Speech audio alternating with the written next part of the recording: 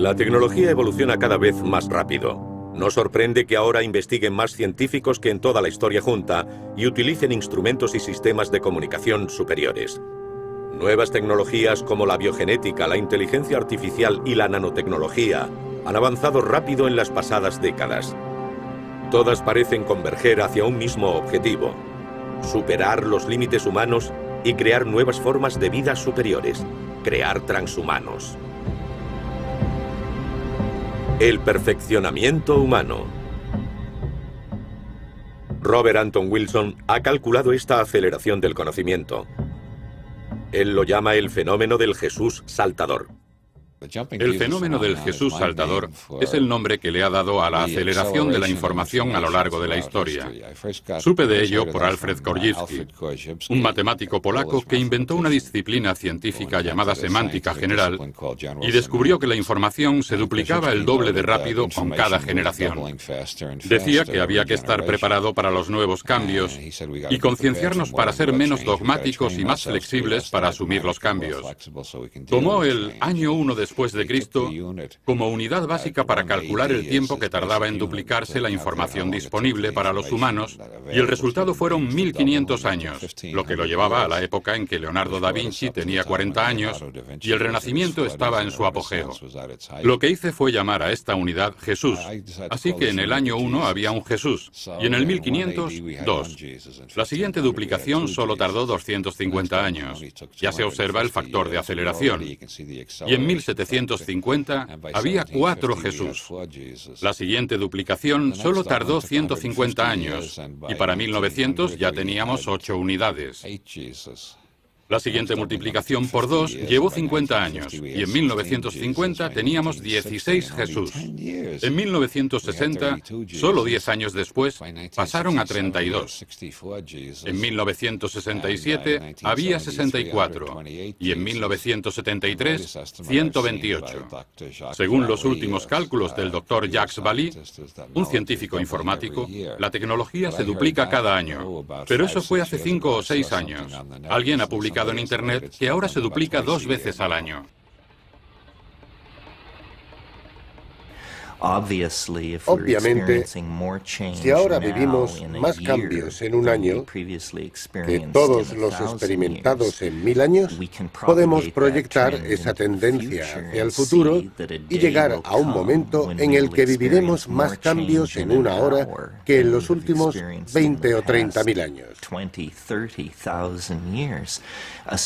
Una situación así es inimaginable. Y lo llamamos singularidad, un contexto en el que se rompen todas las normas. Las religiones modernas han anticipado la singularidad llamándola escatón o el fin de los tiempos. Las comunidades tecnológicas piensan en ella como en una inteligencia artificial o algo parecido. Tome la forma que tome, al parecer estamos en la cúspide de un salto evolutivo radical hacia un orden superior de complejidad que la biología, o la cultura más la biología, nos han proporcionado. Estamos al borde de algo realmente impresionante y desconocido.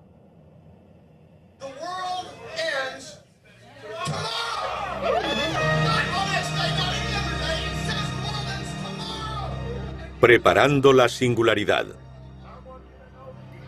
Un futuro en el que el conocimiento evoluciona a una velocidad infinita. Está claro que ningún ser humano será capaz de mantener el ritmo de esta aceleración.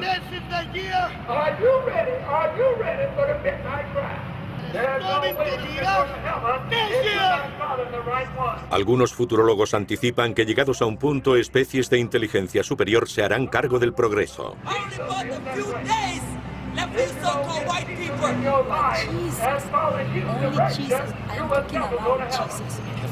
Pueden ser inteligencias artificiales, humanos mejorados o una combinación de ambos.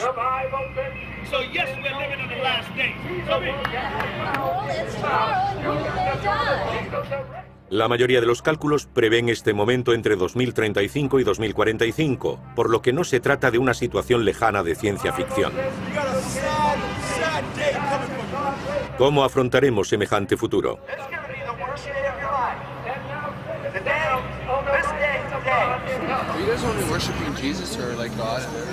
It's like you're just saying that only Jesus can fill that place, and I'm saying that to every person there's an intricate Savior. You know what I'm saying? It doesn't have to be just Jesus. ¿Cómo nos prepararemos para tal tecnoapocalipsis? Yo creo que la singularidad tendrá lugar en 2045. En ese momento, la inteligencia no biológica que hemos creado será 1000 millones de veces superior a la inteligencia humana.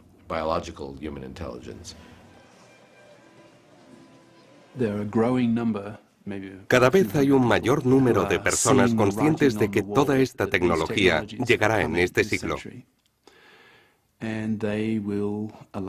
y permitirá a la humanidad, a los seres humanos como especie, elegir si queremos construir máquinas similares a Dios, por así decirlo, con una inteligencia masiva y una capacidad billones de veces superior a la nuestra. Podrían alcanzar cierto nivel de inteligencia artificial cuando empiecen a rediseñarse ellas mismas.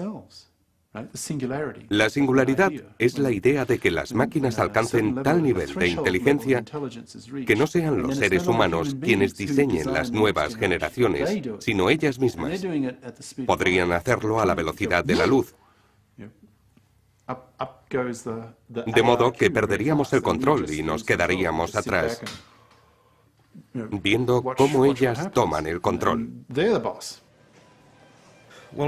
Durante mucho tiempo he intentado comprender por qué no se ofrece más resistencia a varias vías tecnológicas.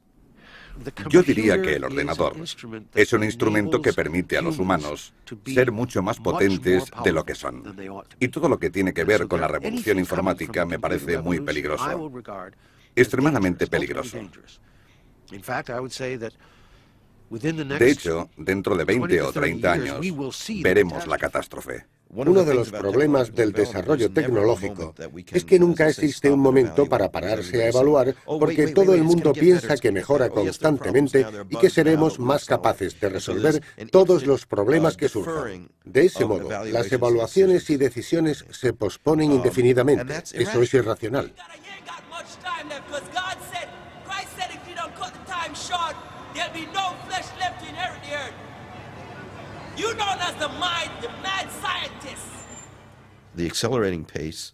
El ritmo de aceleración de la innovación no solo es desestabilizador, sino que nos pone a la defensiva. Nosotros lo llamamos estrés, pero la gente cae como moscas. Y en parte se debe a la ansiedad. ¿Es este el modo en que queremos vivir? ¿Por qué no ralentizar? No estoy interesado en un futuro de posthumanos si no soy uno de ellos. Yo quiero estar ahí. Para mí es importante vivir y prosperar en el futuro. Y no solo pensar que los robots han llegado al espacio. Quiero estar ahí. Podrían aprovechar teorías de inteligencia y configurar sus circuitos para convertirse en verdaderos genios. Podrían ser realmente inteligentes, como dioses, para nosotros, los humanos, con nuestros pequeños cerebros. There are two things that are infinite: the universe and human stupidity. La especie humana ya tiene un cerebro demasiado grande.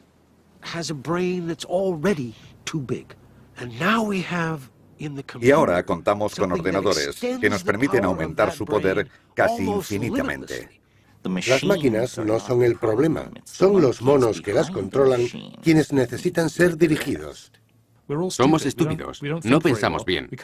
No podemos recordar números de más de 7 cifras y nuestra memoria a corto plazo es insuficiente. No podemos desarrollar largas cadenas de razonamiento sin olvidar dónde empezamos, y todo eso son defectos de diseño. ¿Se trata entonces de mejorar o de reparar un defecto? Eso no importa. Deberíamos emplear la tecnología para perfeccionarnos. Estoy convencido de que estos tecnólogos del Instituto Tecnológico de Massachusetts, en sus elegantes laboratorios de inteligencia artificial, Tienen razón cuando dicen que dentro de 50 años serán las máquinas quienes decidan si quieren tenernos como mascotas o no. ¿Quién sabe si, por el motivo que sea, esas máquinas del futuro podrán decidir: estos seres humanos son una plaga, son inferiores a nosotros, se interponen en nuestro camino, agotan los recursos que necesitamos para crecer, vamos a aniquilarlos? No me preocupa. Bueno, sí, pero no me inquieta demasiado la posibilidad de que nos dejen atrás y con suerte nos traten como mascotas. Lo más probable es que cada vez estemos más integrados con nuestra tecnología, con nuestros ordenadores y robots. Y en vez de enfrentarnos, ellos serán la clase dirigente y nosotros los subordinados. Estaremos mucho más integrados. Esa es la cuestión clave. ¿Vamos a conservar la carne de mono? ¿Vamos a aferrarnos a nuestros cuerpos y seguir vinculados al resto de los animales? ¿O vamos a convertirnos en corrientes de electrones sin cuerpo que se mueven en realidades virtuales contenidas en circuitos? Supongo que sucederán las dos cosas. Habrá fundamentalistas que no quieran tener nada que ver con la transformación tecnológica, y habrá soñadores que nunca tendrán suficiente. Probablemente esa será la frontera global en la que cada persona tendrá que adoptar una postura. ¿Cuánto de las nuevas tecnologías y sus cualidades reformadoras de la realidad estamos dispuestos a incluir en nuestras vidas? Tendremos cuerpos cibernéticos y mejorados que se cambiarán por sí mismos en vehículos que prolonguen al máximo nuestra existencia, con el mayor placer, el menor dolor y la mayor facilidad y elegancia.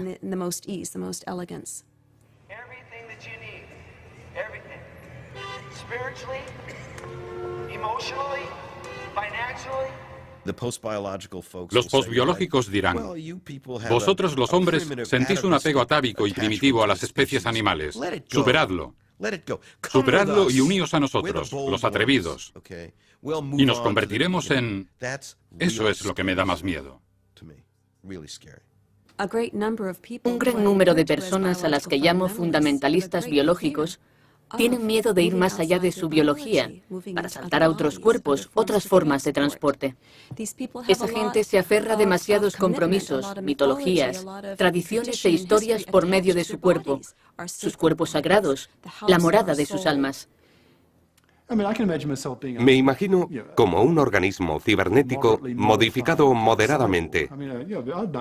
Sería fantástico que me limpiaran las arterias, tener más memoria y aprender chino en 2 segundos. Sería genial.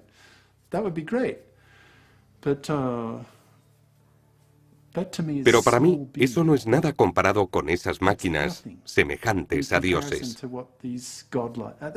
Y uso esa expresión deliberadamente. Es una cuestión filosófica si seguirá siendo humano. A mi entender, estará mucho más allá de la biología, pero yo defino al ser humano simplemente como biológico. Ya estamos dando pasos más allá de la biología. No hay un solo órgano en el cuerpo humano, incluyendo regiones del cerebro, para las que no se hayan creado sustitutos, aumentos o extensiones. Y si alguien tiene un páncreas artificial, ¿ya no es humano? Si tiene un implante neurológico en el cerebro, ¿ya no es humano? ¿Con menos de 10 implantes se es humano o con más de 11 no? Si uno tiene algunos de esos nanobots en el cerebro, que en realidad son ordenadores que interaccionan con sus neuronas, ¿sigue siendo humano? Puede que un nanobot esté bien, pero ¿y si son 500 millones? No sé cómo vamos a detenerlo. Aunque espero que, cuando hayamos acabado con la mitad de la vida humana en la Tierra, debido a un error tecnológico u otro, o una combinación de ellos, por las enfermedades que crearemos, los venenos que produciremos, o por el calentamiento global, cuando una de estas cosas destruye la mitad de la población humana, la otra mitad diga: vaya, hemos ido demasiado lejos. ¿Qué hacemos ahora? La humanidad se extinguirá, pero será una especie de pseudoextinción, ya que lo que haremos será alterar nuestra propia biología para transformarnos. Cambiaremos de una forma radical e imprevista, lo que significa que el Homo sapiens, tal como lo conocemos, dejará de existir.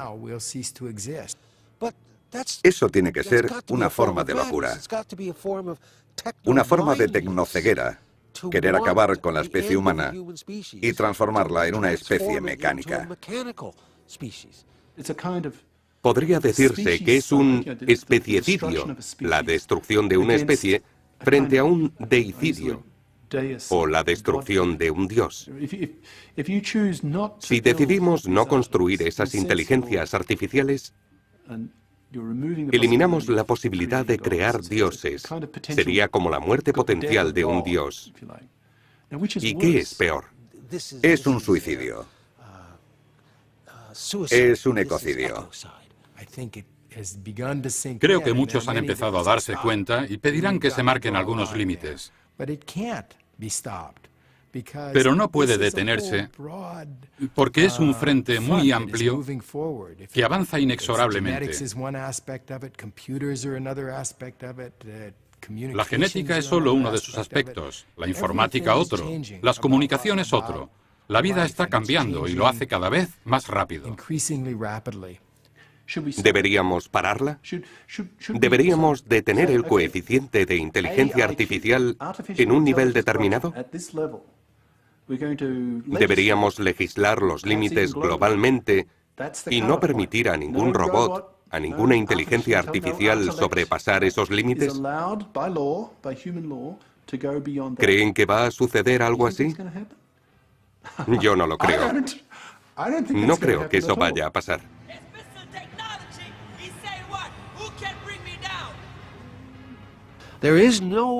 No existe un control humano, social o gubernamental sobre lo que hacen y harán esas tecnologías. ¿Cómo se frena a una industria billonaria dispuesta a construir máquinas similares a dioses? La industria robótica, los futuros Microsoft e Intel en los años 2030 o 2040, estará basada en cerebros artificiales gigantescos. Habrá muchas rivalidades políticas por el control entre China y Estados Unidos.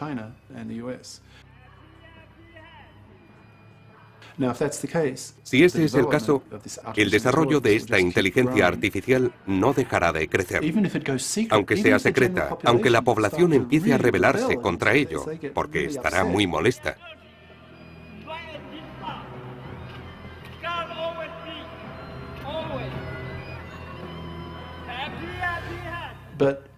Pero el motivo principal por el que no van a detenerse es que la mitad de la población estará ideológicamente a favor del progreso.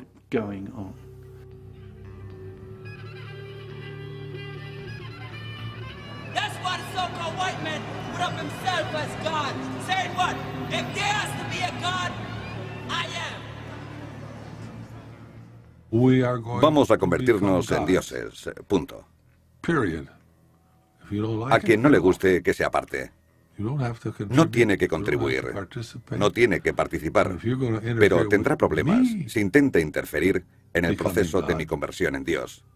Porque habrá problemas, habrá guerra. Por un lado, estamos construyendo dioses, y es increíble, inspirador, revitalizante y un buen objetivo para la humanidad, ya que el universo es muy grande. Pero por otro lado, está el riesgo potencial de que toda la especie humana acabe aniquilada por esas criaturas superiores.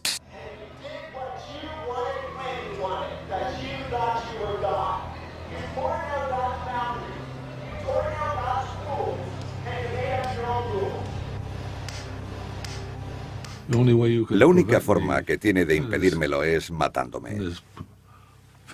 Y si intenta matarme, lo mataré. Preveo la guerra más intensa jamás librada.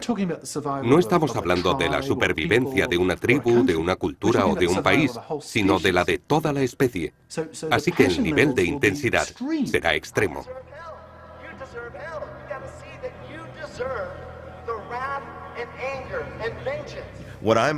Hablo de una nueva forma de abrazar nuestra existencia. Habrá problemas y será finita. Pero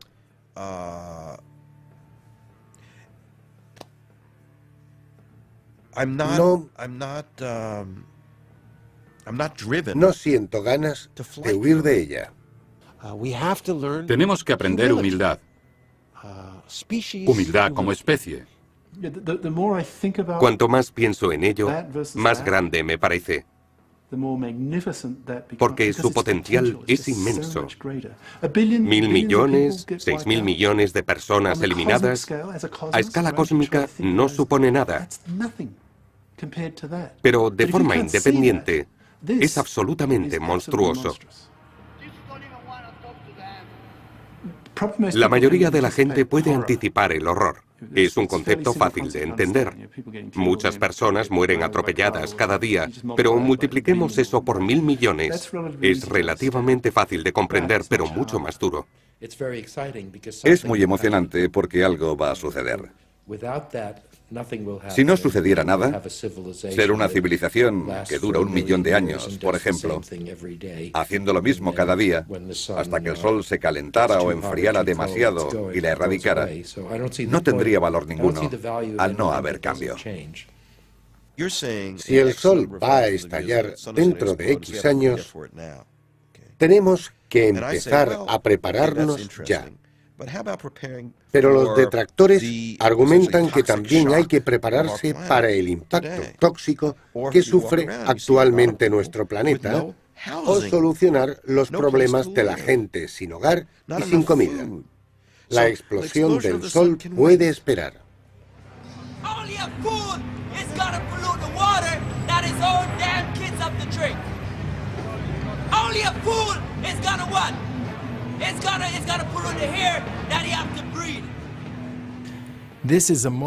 Nos encontramos en un momento en el que por primera vez es factible pensar en alimentar a toda la población.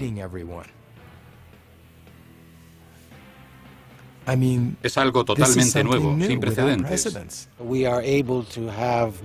Podemos mantener a más humanos. Podemos luchar contra las enfermedades infantiles, por lo que hay más gente que vive más tiempo. ¿No es maravilloso? Pues no lo es. Ese es exactamente el problema.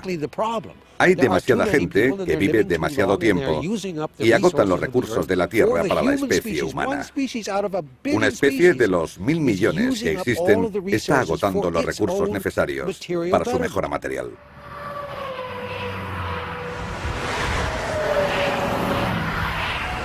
En ese mismo momento, otras especies se están extinguiendo.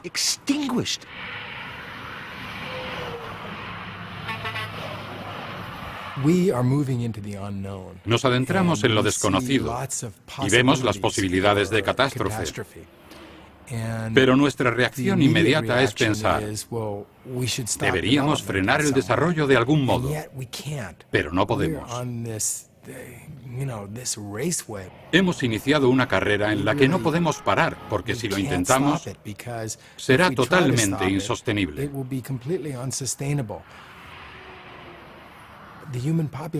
La población humana ha alcanzado tal magnitud que no puede mantenerse sin tecnología.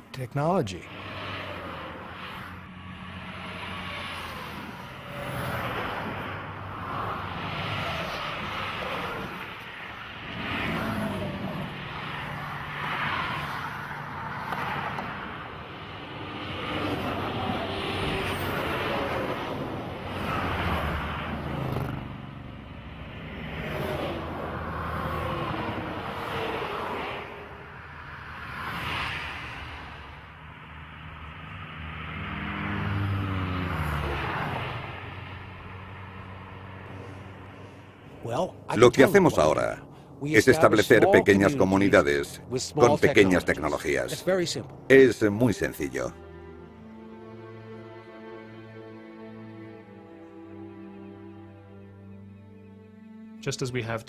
Igual que los Amis fijan su cultura en el nivel tecnológico de finales del siglo XIX, existirá un grupo que podríamos llamar humanis, que querrán seguir siendo humanos y pensarán, mantenemos la conexión a Internet, pero no queremos implantes cerebrales ni aumentar nuestra inteligencia para mantener el nivel tecnológico actual. Y me parece bien que escojan. Pero la mayoría veremos las ventajas de vivir más tiempo, ser más listos y poder redefinir nuestras emociones y nuestra personalidad.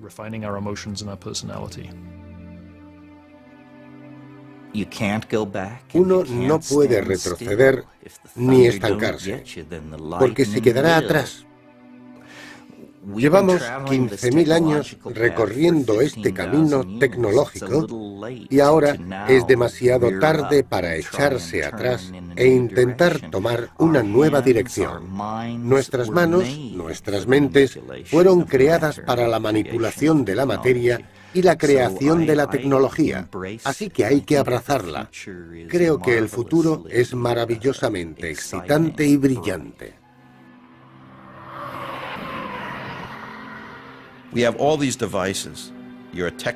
Nos tachan de tecnófobos y antiprogreso, para silenciar y anular las críticas. Nos tachan no solo de irrelevantes e irracionales, sino también de irreverentes. Si somos críticos, no podemos ser reverentes en absoluto. ¿Por qué uno de mis objetivos es dar la voz de alarma e intentar generar un debate? En primer lugar, porque soy ambivalente. Si fuera 100% partidario, haría mi trabajo sin decir absolutamente nada, porque estaría a favor de la tecnología. Pero cuanto antes aparezca, menor es el tiempo de transición. Y una vez se introduzca en nuestra sociedad, no podremos hacer nada para apartarla.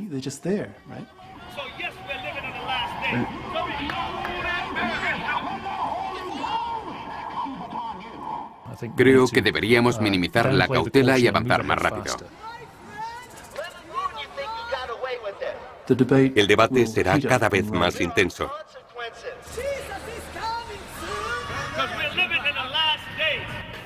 Y la gente tomará partido.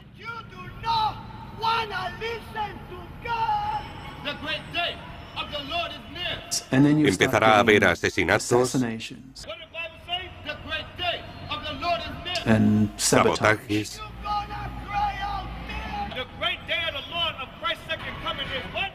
muertes en masa,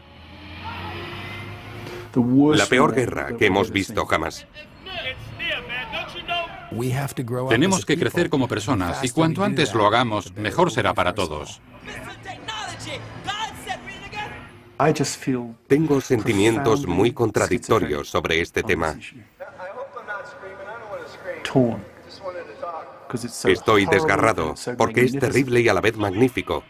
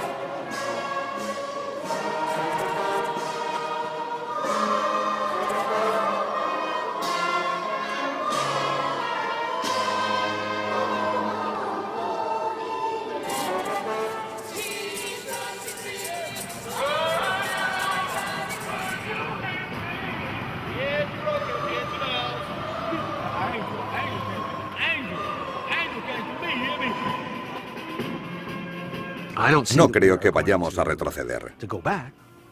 No tenemos esa opción. Ni podamos detener esto.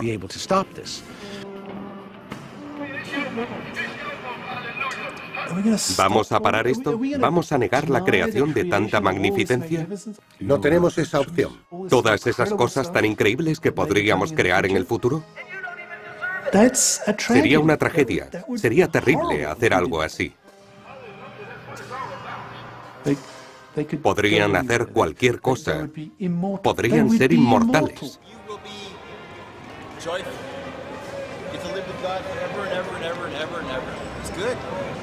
Es curioso que no podamos comportarnos racionalmente respecto a la más racional de las actividades. Si la naturaleza es sagrada, la tecnología debe ser diabólica.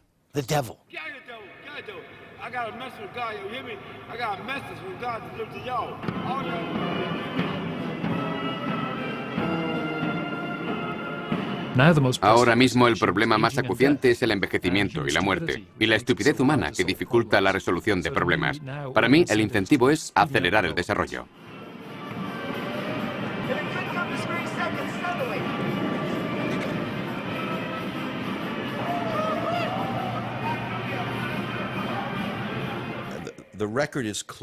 La historia es clara.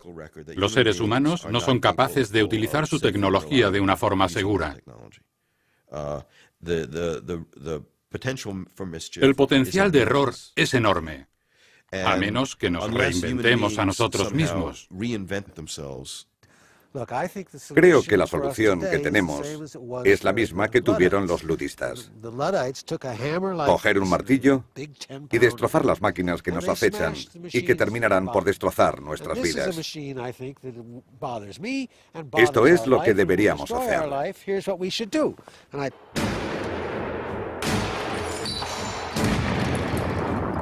Since 1978, the Unabomber had struck 16 times, killing 3 people and injuring 23. This may be what he looks like. Sir, are you the Unabomber? Sir, are you the Unabomber? You have anything to say at all? It's your chance to make a statement, sir. Fyodor Kaczynski era una bomber, un matemático brillante profesor de la Universidad de California. Después de 2 años en el cargo, dimitió sin dar ninguna explicación y se fue a vivir a una cabaña en el bosque. Desde allí formó un pequeño grupo terrorista que enviaba cartas bomba a científicos e impulsores de la tecnología, convirtiéndose en el enemigo público número 1 de Estados Unidos, el Bin Laden de los 80 y 90. En su manifiesto publicado por varios periódicos importantes arremetía contra la sociedad moderna. Decía, si los científicos logran crear máquinas inteligentes, el destino de la raza humana estaría a merced de las máquinas. Sostenía que los aspectos positivos y negativos de la sociedad industrial y tecnológica no pueden separarse. Por ello declaró la guerra a la sociedad moderna. La destrucción del sistema debe ser el único objetivo de los revolucionarios. Las fábricas deberían ser destruidas y los libros técnicos quemados. La alternativa propuesta por Kaczynski era regresar a la naturaleza o naturaleza salvaje, como él la llamaba, porque entendía que eso implicaba alcanzar la justicia social, la sanidad y el bienestar. Estoy convencido de que Unabomber decía lo que pensaba mucha gente. Solo que se atrevió a dar un paso más y, como decía en su manifiesto, para ser escuchado tuve que matar a gente. O tuvimos, porque también lo escribió en nombre de su grupo. Tuvimos que matar a gente. Es un pensamiento horrible, pero cierto. ¿Cómo conseguiremos espacio y atención para esos problemas? Kaczynski lo hizo matando a gente. Pero puede que haya mejores formas de hacerlo. No lo sé. ¿Qué podemos esperar en las próximas décadas? Las perspectivas tecnológicas suscitan terror y esperanza en la gente. Un debate racional sobre el futuro parece imposible. De hecho, tal discusión, por definición, está más allá de nuestra capacidad humana. ¿Somos aún demasiado humanos para estar preparados para convertirnos en transhumanos? Es un enorme privilegio vivir en esta época y ser parte de este movimiento. Pero también es un momento difícil, no lo niego. Lo veo como un dolor de parto. Se va a producir un cambio y nosotros avanzamos por el canal del parto, con mucha sangre a nuestro alrededor. Es un proceso difícil, pero es un nacimiento, no una muerte. Y cuando los humanos del futuro consideren esta época, cientos de años después, no la verán como el momento en que malgastamos los recursos del planeta cuando lo destruimos. Lo verán como el momento extraordinario en el que desarrollamos la tecnología básica para su sociedad.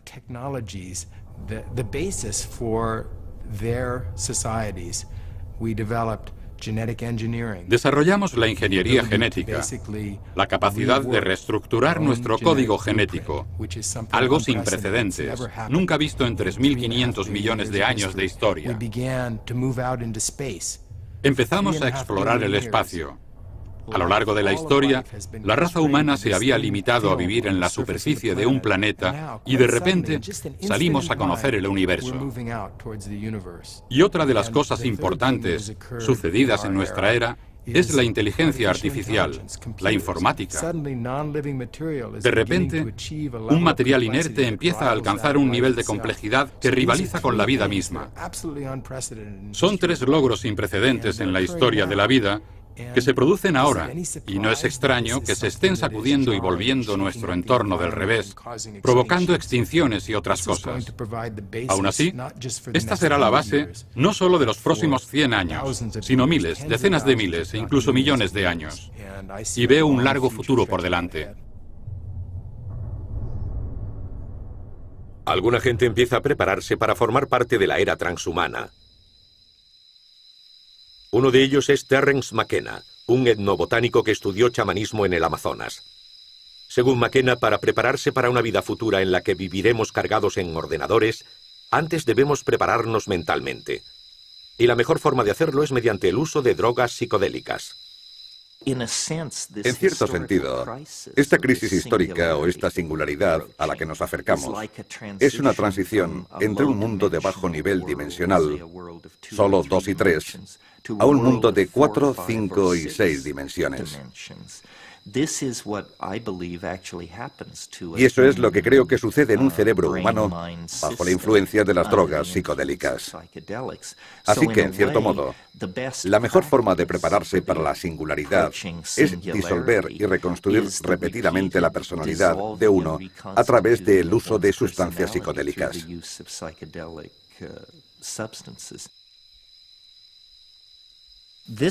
Esta es una de las nuevas drogas psicodélicas más interesantes del mundo. Es la Salvia divinorum, la planta que dará forma a las próximas décadas del nuevo milenio.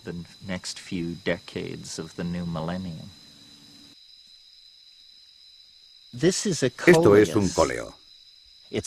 Resulta irónico que esta planta, que lleva muchas generaciones en nuestras cocinas, ventanas y arriates, contenga algunos de los elementos psicodélicos más potentes conocidos.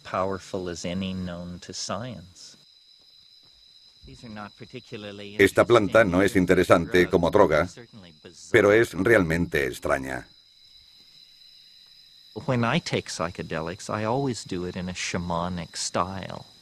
Siempre tomo drogas al estilo de los chamanes. Por la noche, solo y a ser posible en la naturaleza. Entonces observo. Presto mucha atención.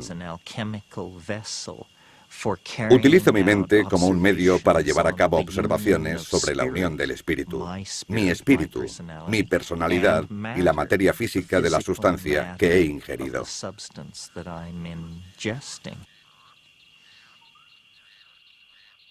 Ninguna experiencia humana es más parecida a la singularidad que la producida por las drogas psicodélicas. Se trata de una anticipación microscópica de un evento macroscópico que acontecerá en el futuro. Cuando una persona consume drogas psicodélicas, sufre una especie de mini-apocalipsis, una mini-revelación que lo prepara para ese gran acontecimiento de la historia.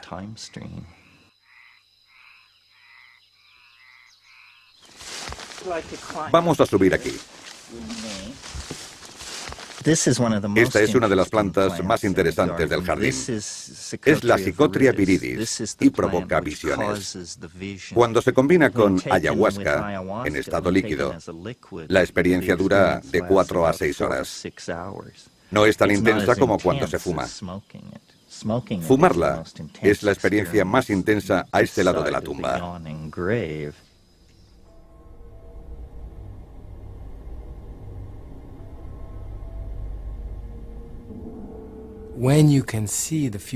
Cuando se puede ver el futuro, es muy difícil sobrellevar el hecho de que somos una de las últimas generaciones que vivirá un periodo de tiempo normal.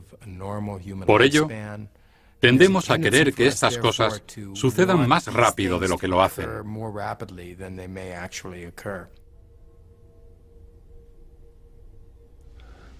Este es el principal desafío intelectual, el rejuvenecimiento. ¿Cuánto vale eso? Mucho dinero.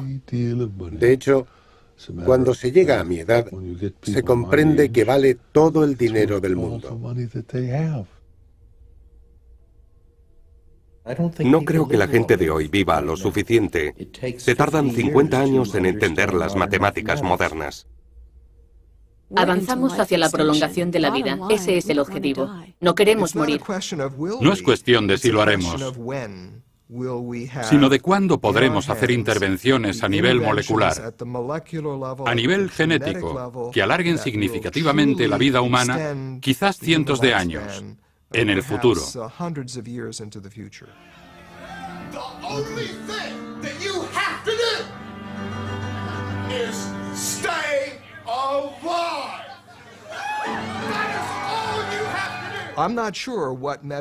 No estoy seguro de qué métodos funcionarán, pero si vamos a vivir hasta que esos métodos estén disponibles, más vale que hagamos todo lo posible para protegernos y llevar un estilo de vida saludable. Y eso incluye comer adecuadamente, tomar vitaminas y minerales y hacer ejercicio. Todo el mundo debe hacer aproximadamente media hora de ejercicio al día y reducir el estrés, porque esa es otra de las cosas que acortan la vida.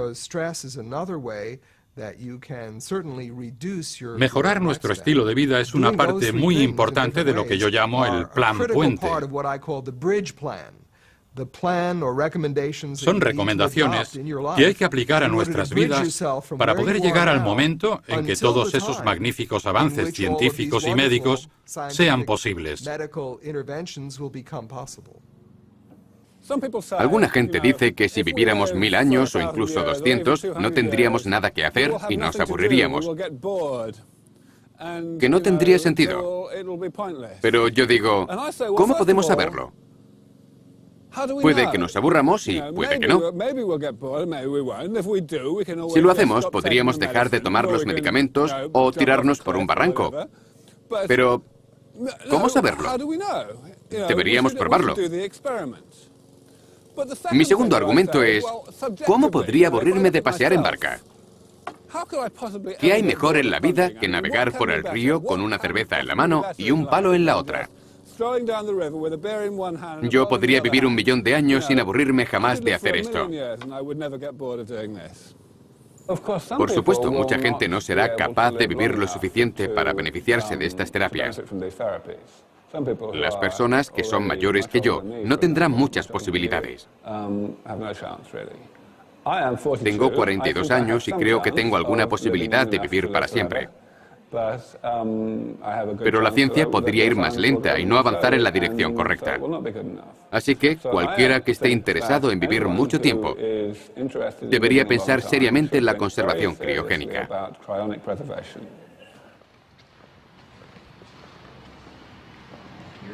Aquí están los tanques.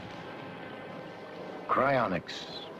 There is experimentation now with the possibility that a body might be frozen and revived. If the frozen traveler awakes, what will he find?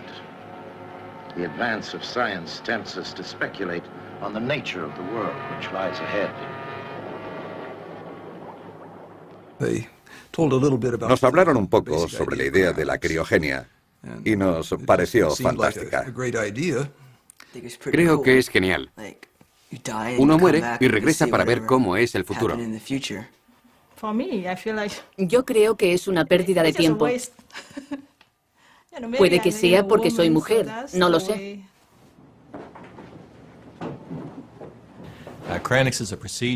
La criogenia es un procedimiento mediante el cual una persona es congelada inmediatamente después de su muerte, con la esperanza de que la información codificada en su cerebro pueda utilizarse para reconstruirla en el futuro.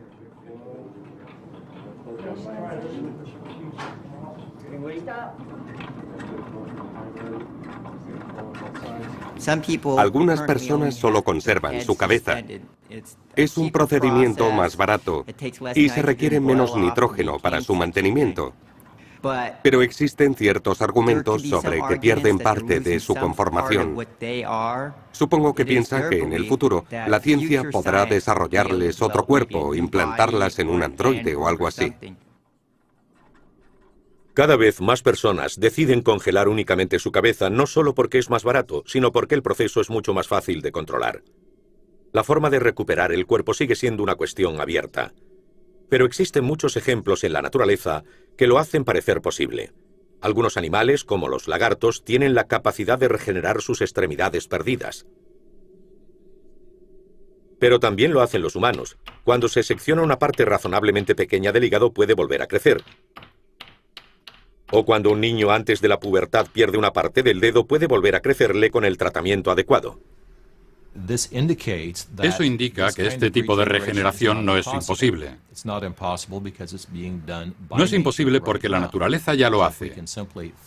Si conseguimos desentrañar ese secreto, el secreto de la salamandra, y averiguar cómo se regenera, podríamos aplicar esas mismas técnicas a los seres humanos.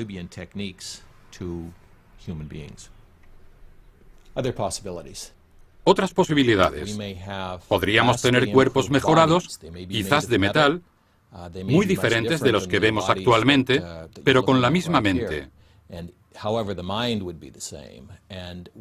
Y con esa mente, en un cuerpo de metal, podría ser capaz de caminar en planetas más masivos, como Urano, por ejemplo, o Júpiter.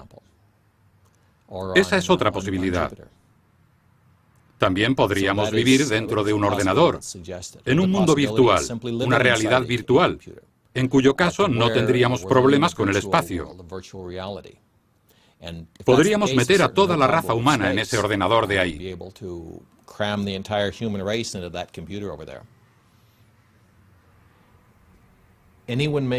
Cualquiera que emprenda este viaje debe saber que podría durar para siempre. Y que es posible que ninguna de las personas aquí conservadas, incluida esta señorita, vuelva a vivir.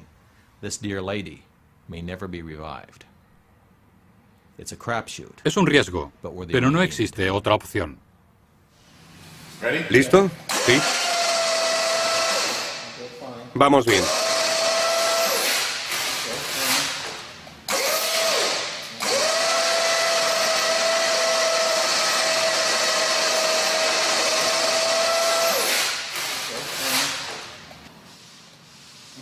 No vais a poder ver el fondo de los tanques.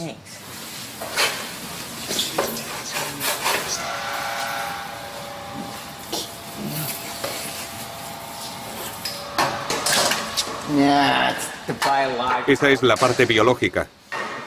Lo sé por el peso.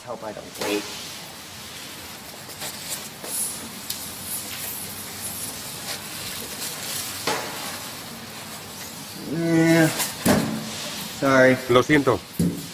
No está aquí. Este parece el método más obvio.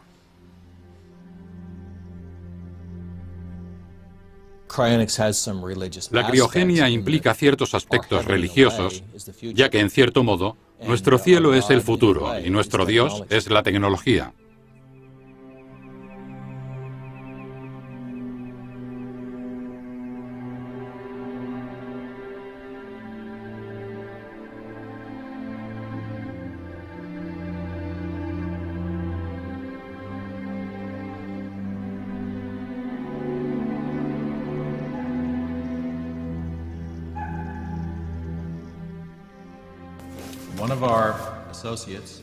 Uno de nuestros socios sugirió un programa mediante el cual enviásemos a unos cuantos voluntarios a la selva. No tendrían que ser expertos, ni ser capaces de distinguir una planta de otra o un animal en peligro de extinción. Tendrían que llenar una bolsa de elementos recogidos. Llevarían palas y recogerían muestras de plantas y cosas así. Probablemente el 99,9% de las cosas serían basura, pero el 1% podría ser muy valioso. Podría ser un animal o una planta de la selva, o cualquier otro entorno, no descubierta y condenada a desaparecer sin nuestro conocimiento. No obstante, así tendríamos la posibilidad de salvarla del mejor modo posible. Me encantaría conservar un ecosistema entero en una de las cámaras que American Cryonic Society está construyendo actualmente, como una especie de cápsula del tiempo, una biblioteca de vida del siglo XX.